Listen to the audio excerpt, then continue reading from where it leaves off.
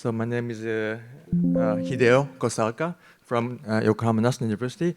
And also I'm a project manager for the network project in the Moonshot project, Goal 6. And today I'm going to talk about our project named the development of quantum interfaces for building quantum computing networks. So my talk is actually three-fourths. First one is about the quantum network, what we have to do on the quantum network. And actually, I'm going to say that this combination of quantum computer and network, computer and communication. And then I talk about the quantum communication first, as you heard from Herald. That's a little bit about it, because this is the Moonshot project. I'm talking about another project called MIC project for this number 2. For the number 3, I'm talking about the computer network project. That's the Moonshot project. That's the main talk. So let me first explain about the development step toward the quantum networks. So as you just heard, we have to have a trusted node quantum key distribution QKD network. This is actually the quantum enhanced security, but not absolute security. So it's better to use a repeater, just as I heard, and to get the absolutely secure QKD network with a multi-party connection. And then if you have a quantum computer at the end nodes, you can make it a quantum computer network. Then you can deal the quantum data in this case. We have 2 national projects, as I said. One is for quantum computer, the other one is quantum communication. I'm talking about the quantum communication first. The name is the Global QKD program funded by MIC. It's for the long distance quantum network. And for the quantum short distance, I'm talking about the Moonshot project. The name is QINT, actually, the name. And then the 2 projects actually completely different in application, but actually we can share the basic technology and on the lines. Then because we're making a device, nano-electronic device, and the device phase, system phase, I'm going to the protocol phase and surface phase in the end, so we can share all the technology. So let me first explain about the quantum communication part. So actually, the name is the Global QKD Network Program. And in this program, we have 4 projects. The first one is Quantum Crypto Link, and the second one is the Trusted Nodes, and the third one is the Quantum Repeater, and the fourth one is a network operation. So in this project, actually, we have so many people working together, including 4 private companies and 3 national institutes and 4 universities. And the number 3 is about our project called Quantum Repeater. So I'm talking about this project. So in this Quantum Repeater project, we have basically 2 subjects. One is the memory-based quantum repeater. And that's by our university and Tokyo University and the other national institutes working together. And the second one is about the all-optical quantum repeater by using the semiconductor dot by the Toshiba. And we also have a wavelength multiplex quantum repeater by Furukawa Electric and NICT. So we're going to make this. We're going to use the wavelength multiplex quantum repeater to connect the 2 different kind of repeater, like memory-based and all-optical repeater. So in the end. So let me first explain about the principle of the quantum repeater, just briefly. So as you know, this is just the error correction system in the long distance. First, you have to have a entanglement between adjacent nodes in all the section, and then we measure the entanglement using the Breathed measurement. Then, by using the outcome of each measurement, we can actually correct the state at the end node. And then we can make a long-distance entanglement. That's the system. So in this quantum repeater, we have a lot of schemes. Actually, just to summarize the only 3. So named the original DLCZ protocol and QTech protocol and the YNU protocol, that's my university. And for the entanglement part, actually, people use interference called the single photon interference because it's quite easy to get the high bit rate. But the problem is that it's very sensitive to the phase noise and frequency error and the loss balance. So actually, we're using a totally different scheme called the emission absorption scheme. Because in this case, it's very insensitive to the phase noise and frequency error and also loss balance. So, but the problem is just we have to have a very good device to have a very good emission rate. And for the measurement part, people can use the single photon interference again, but the problem is that it becomes probabilistic. So to make this deterministic, we always have to work on the quantum memories to make a complete measurement-based measurement to be scalable.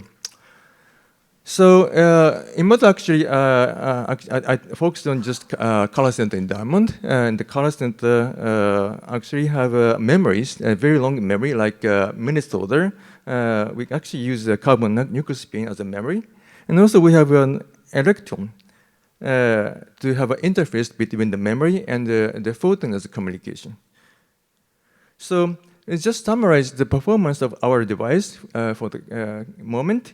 And based on the emission absorption scheme, that's insensitive to the phase noise and frequency error and the loss balance. And also we use the geometric qubit under a zero magnetic field to be robust against the noise. So first, the operation has to be very good, of course, and we use the holomorphic quantum gate to manipulate the geometric qubit, as shown here, which was about 99.93%, good enough. And also we can initialize and read out the memory of the carbon nuclear spin. It was 99.7%. And we first have to generate the entanglement between the adjacent nodes based on the entanglement emission and the teleportation transfer. And this entanglement emission is based on the emission from the A2 state. And then we actually can have an entanglement between the emitted photon and the left spin automatically. And for the teleportation part, we just use the opposite side, just absorption, just to measure the entanglement between the polarization photon and spin state of the electron.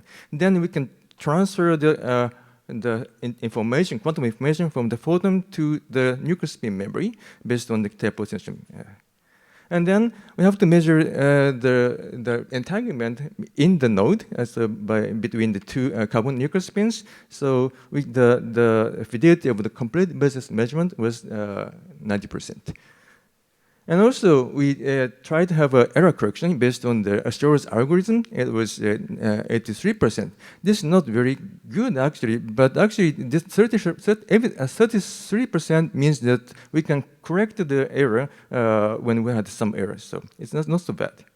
So the only thing you have to worry about the repeater is just the emission rate, because as I said, so our scheme is based on the emission absorption scheme that needs a very good emission efficiency.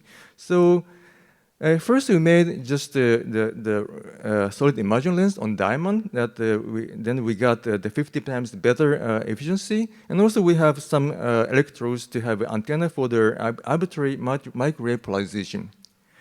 And then we're trying to have a photonic crystal in 2-dimensional or 1-dimensional. Actually, 2-dimensional is very good because we're dealing polarization photons. So better to have a 2D photonic crystal, much harder. Anyway, we almost succeeded in making this kind of 2D photonic crystal, and we'll be able to make 1,000 order emission enhancement. And also, we're going to make some array of NV center to make integrated quantum memories with the optical circuits. And then to make this array, actually we are trying to have nanobeam ion beam implantation and laser annealing to have a very nice performance in NV center array. And this is the last slide for this part. We are challenged for the remote entanglement, as you just heard. So in this case, we tried to have a 10-kilometer entanglement between two nodes. But actually, it was too hard for us for a moment to have a diamond entanglement. Instead, Actually, we succeeded in transmitting a photon entangled with the one energy center over 10 kilometers so far. So by using this kind of modules. So we're actually trying to make the objective module and a triconic module, and also wavelength converter module and filter modules, all fiber modules in one set. So we're trying to use this kind of module for the node A and node B to have two diamond remote entanglement. So that's our status about the MRC project. The other one, this is the main talk about the Moonshot project, actually trying to make quantum computer networks in this site, so for the short distance. So the goals 6, actually you have 3 categories, and I'm belonging to the network category, and we're going to make photon source and detector and quantum memory to make an interface for the network. So in this project, actually we have 10 PIs, all Japan non-technology researchers together from 4 universities and 5 national institutes. And then we make an interface. So why we need the interface? Of course, you know that. If you don't use the optical fiber connection, you have to use just the wire, microwave wire, at 10 millikelvin. That's too low. So you have to make a very big dilution complex. That's too hard. That's why we have to make optical fiber link working at room temperature, and you can make it flexible connection, about 10,000 links. So we are making some kind of module. In this module, we have a superconducting qubit of about 1,000 qubits as a logical qubit. We're going to have at least one quantum interface on the board to make an entanglement between 2 dilutions, or many dilutions has to be connected. Then we can make millions of qubits working together. 1,000 for the logical gate qubit, and then 1,000 logic qubit to make millions qubits connected. So what is a quantum interface? Actually, the quantum interface is nothing but the frequency converter between the microwaves and the light waves. But the problem is that they have a very big difference, like a 5 orders magnitude big difference. So it's not actually easy.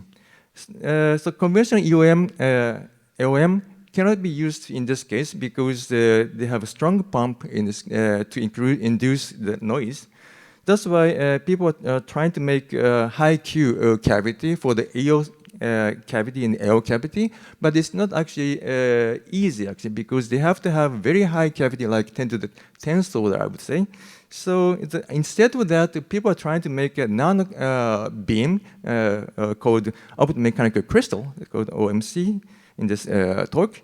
So they're going to make a single microwave photon to convert it into a macro photon via the mechanical wave and optical wave. So I would say phonon cavity, and in the middle we have a color center.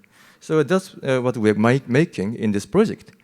So let me just explain about conventional way of optomechanical crystal. So people try to use the homo structure using aluminum nitride, lithium nitride, gallium phosphide as a normal non-linear material. But it's not easy to go to the high efficiency. So that's why people try to use the heterostructure based on the silicon. So people are actually working so hard to make this kind of heterostructure, OMC. But they have so many issues, actually. So one is the low efficiency, of course. They're working hard, but still they have 10 to the -4 level of the efficiency. So we have to make it better. And the problem is also the pump noise. They still have a pump noise, so they are actually struggling with the pump noise. And also the carrier frequency, it's maybe limited to the 5 gigahertz order. So then it's actually, they are worrying about the thermal noise also. So they have two worries. So one is pump noise and the other one is thermal noise. So improve this kind of device, we have to work on the diamond. So why we need have a higher frequency, just to summarize why we need a higher frequency. So just shows the thermal noise against the carrier frequency. If you work on the 5 gigahertz, the temperature of the dilution, of course, it can be 10 millikelvin, but if you have more and more qubits, it actually heats up a little bit. So if you have a bit higher frequency, like 8 gigahertz, you can it's allowed to the 30 millikelvin. And even higher temperature can be used at 12 gigahertz, so it's better to have a high frequency, so to have a larger integration. So people working on diamond, because diamond can hold the high frequency more than 5 gigahertz, easily 10 gigahertz, so people don't have to worry about thermal noise in this case. And also, they are going to use a color center to mediate the conversion. And so in this case, we are trying to have a much better efficiency, better than 10 to the minus 4, without having any pump noise. And also, we have so many advantages for this diamond instead of in the silicon. So high sound velocity and thermal conductivity and low thermal elasticity and low dark losses. So many good things for the diamonds. So this graph summarizes the current status of the optomechanical crystal with the color center. Now, before using a color center, actually, I just summarized the current status by using the homostructure to the heterostructure on the silicon. So as I said, they reached the 10 to the minus 4 efficiency with a 5 gigahertz frequency.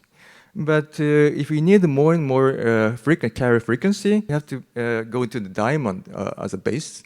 And then it can get easily 10 gigahertz. And also, if we could use the color center in the center, and then you can make it at a much better efficiency, as maybe 100% efficiency. Then I would say that in this case, the quantum interface is just the quantum media converter, and because the quantum interface just converts the excitation, that's maybe elementary excitation between some quantum media. So, I'm sorry. So optical photon cannot be directly converted into superconducting qubit. So instead of direct conversion, it's better to use some other quantum media, not only the electron, but also the exciton on the color center, spin, and phonon as a mechanical wave. So we're going to use those qubits or maybe quantum media to connect the superconducting qubit to the photon qubit. And here it just shows, I'm sorry, so better use as well. So we're making this kind of device. It's just nano beam. It's 1 micron in length, and we have so many holes on that. And actually, we can have a cavity for both the phonon and the photon together. And also, we have a microwave cavity here. So we have a triple kind of resonator to enhance the coupling between the microwave photon to this optical photon. So it's just color sense is very important because it can bridge the microscopic quantum to the microscopic quantum. That's very important for us. So here's just a sketch of our device we're just trying to make. And actually, not yet. So ready to this integrated device. Instead of that, this chip, I'm going to show the elementary components shown here. So first, we made the microwave resonator working here. So made of the niobium titanium nitride on silicon, and we got the Q factor of 8,000 at 5 gigahertz at 15 millikelvin, and also we made the diamond-based mechanical resonator or soul resonator using the aluminum nitride on top of diamond. And we got the Q factor of 20,000 at 5 gigahertz.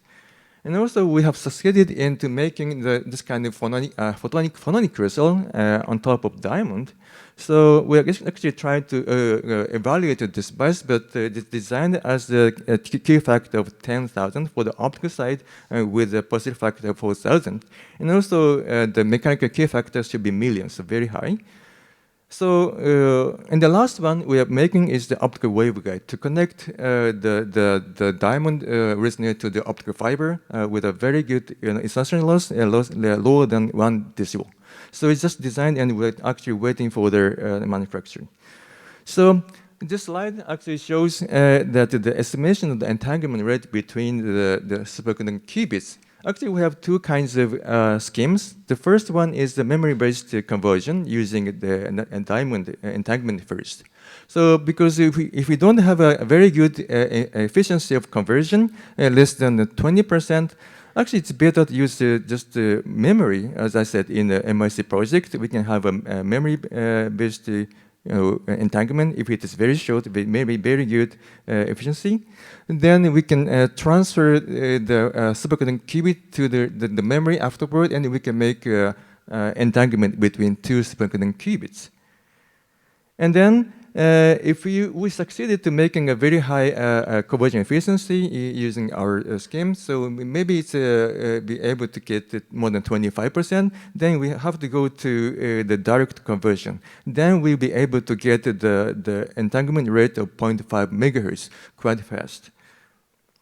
So what kind of color center we have to use? That's a very important question. So actually, we are using this NV center, but we have another new centers, as you know. So group 4 is very actually examined, actually.